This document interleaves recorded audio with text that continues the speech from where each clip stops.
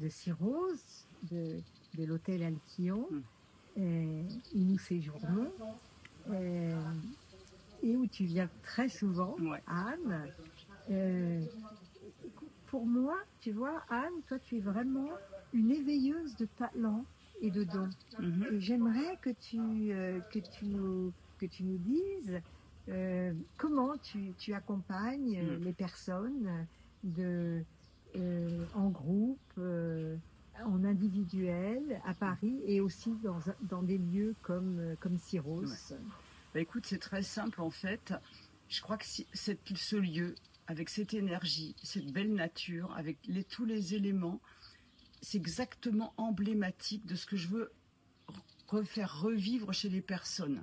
C'est-à-dire que dans leur quotidien, les personnes peuvent se déconnecter de l'essence même de la vie. Et voilà, on entend un oiseau par exemple. Tout sourit ici, tout est béni. Donc en nous, on a un espace de vie et de lumière qui par moments est un petit peu comme la Belle au bois dormant. Et moi, mon rôle, c'est d'éveiller cet espace en soi, de apaiser le mental, de l'adoucir, de le tranquilliser et d'éveiller cette force de vie. Donc ça peut être par exemple quand on est à Paris, par exemple, ou dans des endroits de stress, invoquer, alors je dis aux personnes, pensez à un lieu que vous aimez. Pensez à un endroit où vous avez été tellement heureux. Et tout de suite, c'est une source jaillissante qui repart chez la personne.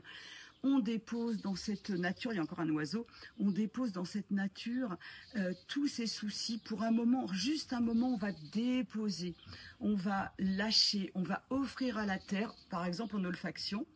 Quand on inspire une huile essentielle, par exemple, je vais prendre la mandarine sanguine, on va dire, qui est joyeuse, ou le citron, ou les agrumes en général, on va inspirer et ça va recycler tous les poids, les charges, tout ce qui est ombre, tout ce qui nous pèse dans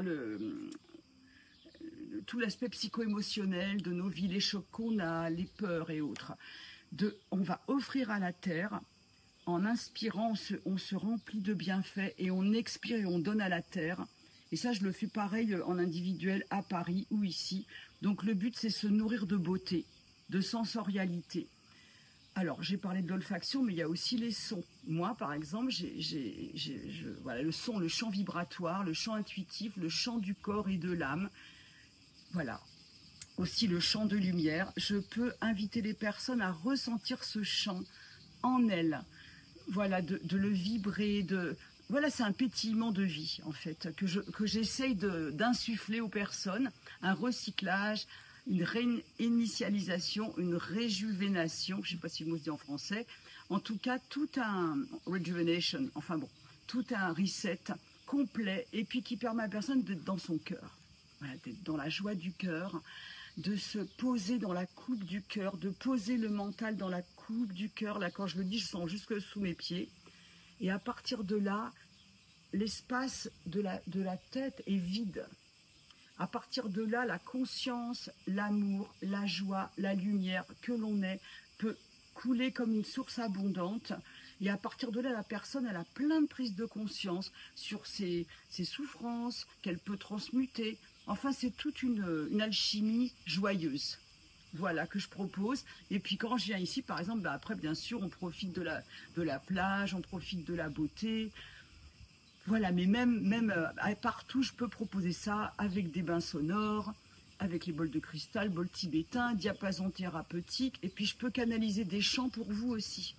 Des chants de bien-être, on va dire. Et plus si, peut-être. Et peut-être même au-delà. Voilà, Nadia, déjà un premier point. Voilà. Oui, oui.